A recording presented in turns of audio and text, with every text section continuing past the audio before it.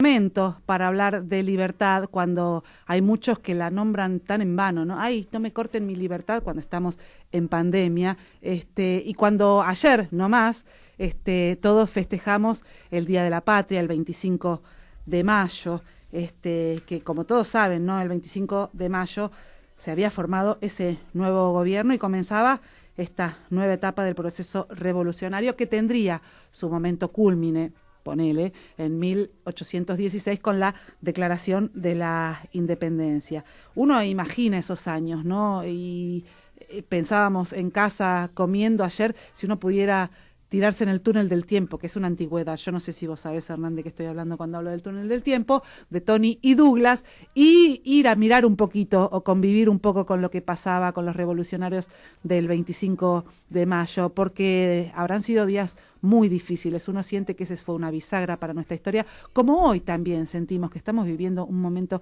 que es bisagra para nuestra historia y para la historia de todo el mundo. Fueron años difíciles con muchos problemas para afrontar, para resolver y muchas decisiones para tomar. Y como queremos justamente que el 25 de mayo sea un poco más importante que la oportunidad de comer un rico locro con vino, hacer pastelitos y demás. Parece que hoy todo pasa por el tema culinario, pero hay historia, y para hablar de historia justamente le vamos a dar la bienvenida a nuestro puntero láser, que hoy viene reloaded, porque hace un rato que no hablamos. Bienvenido, Juan Francisco, ¿cómo estás? Gracias a ustedes por invitarme, un fortísimo abrazo a toda la familia y muy especial al pelado, que se está cuidando, así que un fortísimo abrazo para él, que esté mejor, que se cuide, así que... En eso estamos, Juan. En eso estamos. Sí, señor. Y no queremos dejar pasar, si bien nuestro programa es hoy 26, dejar pasar el 25, que también, como nos pasa con todo, ¿no? Uno se acostumbra y va por las cosas más marketineras y no piensa en la historia real, ¿no? Y en lo que fueron y lo que significan en nuestra historia esos hombres de carne y huesos, señores con mujeres, hijos y problemas que se cargaron la libertad justamente de una patria, de estos terrenos de ultramar, ¿no? Sí.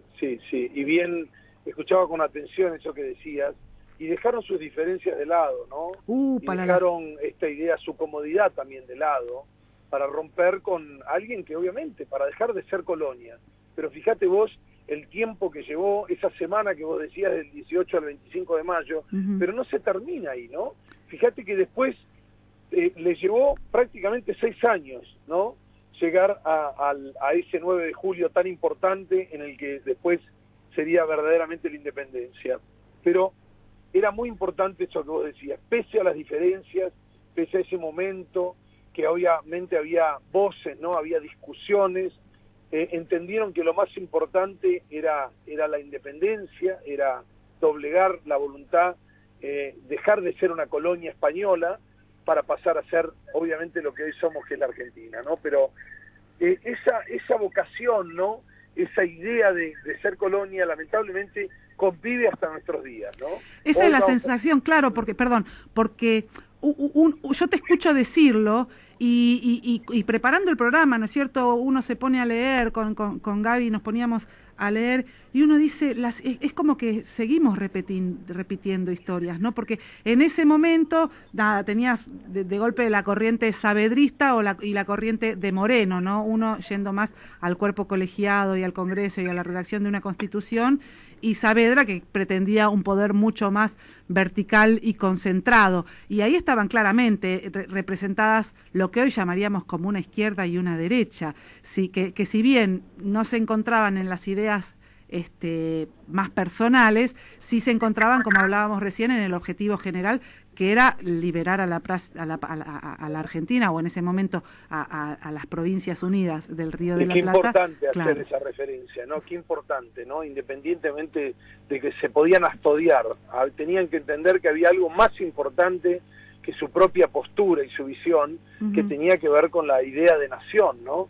Qué convocante ese momento, y como vos decís, es mucho más que locro reivindicar ese momento que es un momento fundacional, ¿no? Que somos eso, que esos somos los argentinos, no solo cuando jugamos al fútbol, al tenis o al rugby o lo que sea, sino entender también que hubo de alguna manera unos fundadores, ¿no?, de esa nación que nos hizo hoy la Argentina. Recordemos que en ese momento era parte de Bolivia, de lo que hoy es Bolivia, de lo que era Paraguay, todo eso era el virreinato del Río de la Plata.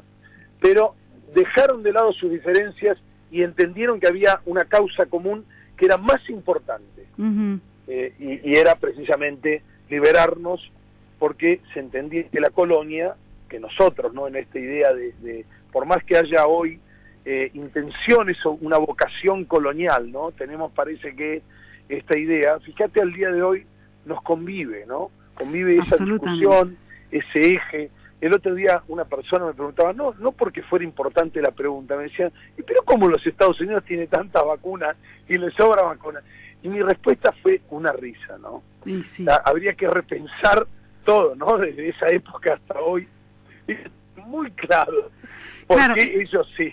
Y la voluntad también de los países, por lo menos de este lado del mundo, de alguna manera de seguir figuradamente rompiendo cadenas, porque si no es claramente como éramos en ese momento, descubiertos por españoles y poblados por españoles y entonces gobernados por españoles, hoy los gobiernos son, por supuesto, propios, pero hay todo lo que tiene que ver con la economía no siempre está tan manejado desde los propios gobiernos. Exactamente. Mira, te lo digo con un meme, vos me vas a decir, ¿cómo? Si hay cosas más importantes. San Martín dice, si yo me iba a pelear para liberarlos, si ustedes hacen esto, ¿no? Esta idea del chiste, ¿no? En un meme. Claro. San Martín como diciendo que si se vuelve a levantar, se vuelve a morir, digamos, ¿no? Esta idea, él expuso su propia vida, con lo que pudo fue a liberar a los pueblos, ¿no?, de la región, esta idea de...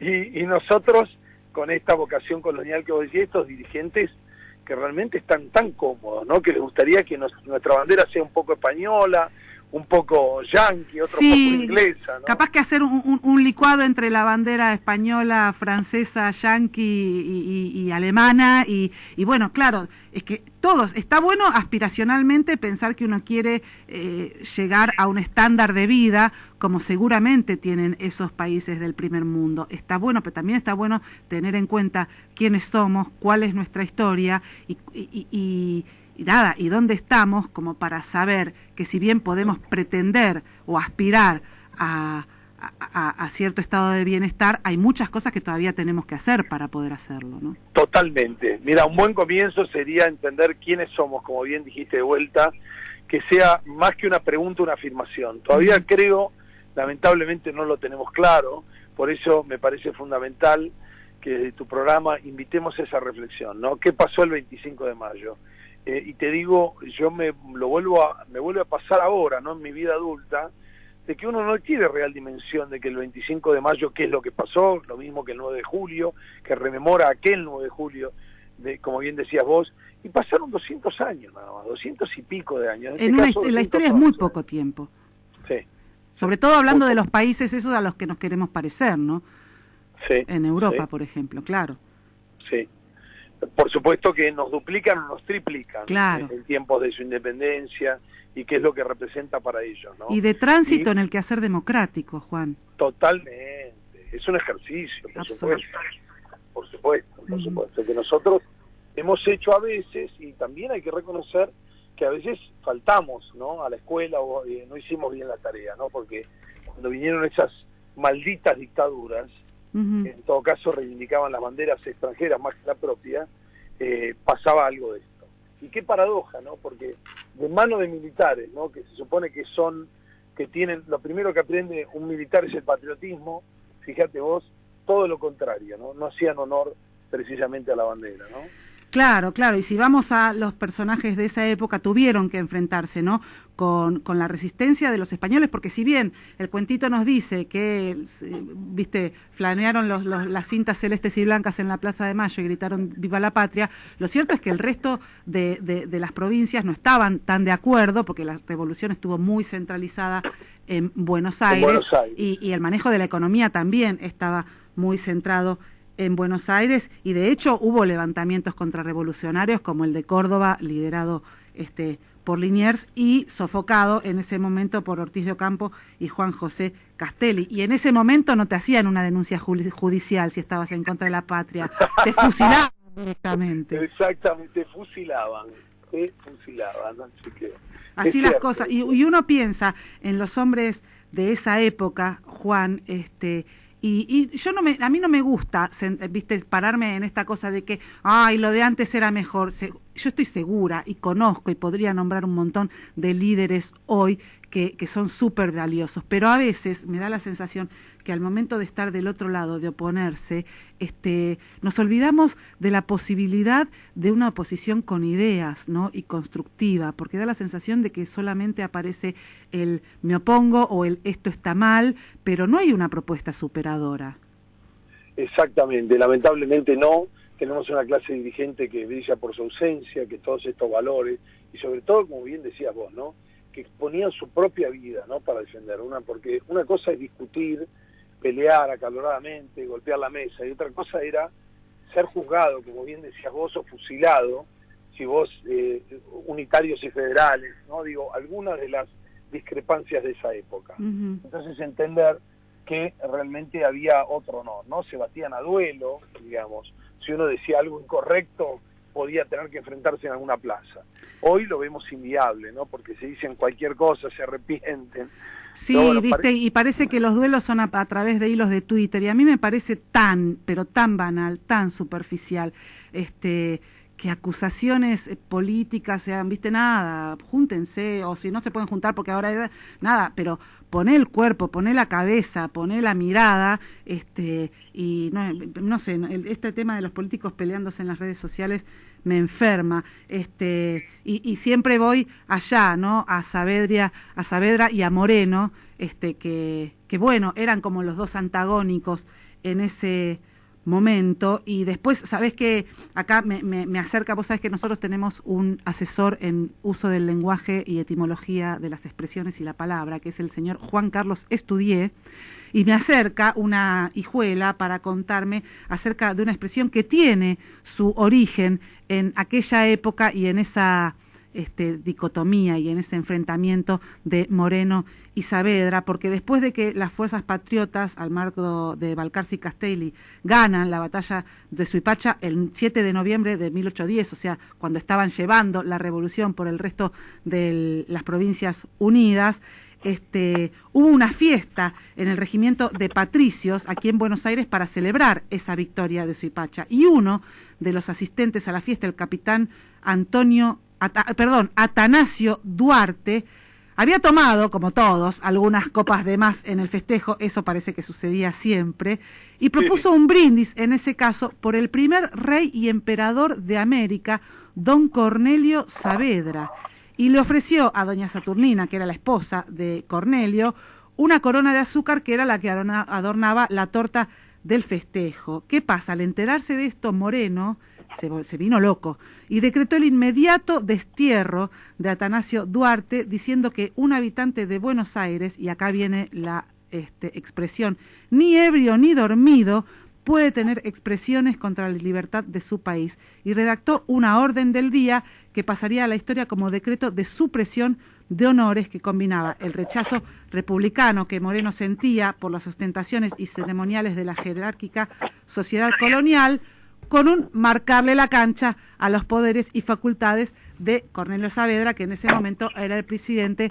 de la primera junta de gobierno. Así que aquella cosa que decía mi mamá, que para mí se fue transformando en ni mamada o ni borracha, mi vieja decía, no, por favor, pero ni ebria ni dormida. Ese es el origen en aquella confrontación de Moreno y Saavedra, Juan. Así es, muy interesante recordar, y sobre todo esto que vos decías, ¿no? Comprender que lo que se decía no valía mucho más que eso, y este señor, si estaría alcoholizado, lo que fuera, sí, no podía, digamos, ir en contra del propio país. Me parece que es importante entender eso, los intereses, ¿no? Fíjate hoy cómo escupimos, parece, cómo vilipendiamos a nuestra propia nación. Pareciera que si la ponemos en alquiler da lo mismo. No, y aparte el sentido, Juan Francisco, de la palabra libertad y patria, para mí son dos palabras que las tenemos que resignificar todo el tiempo y repasar claramente cuáles son sus significados para no usarlos de una manera muy, pero muy liviana. Claro, banal. Exactamente. Juan, gracias por ayudarnos con tu puntero en estas reflexiones que siempre son constructivas. Te mando un abrazo grande.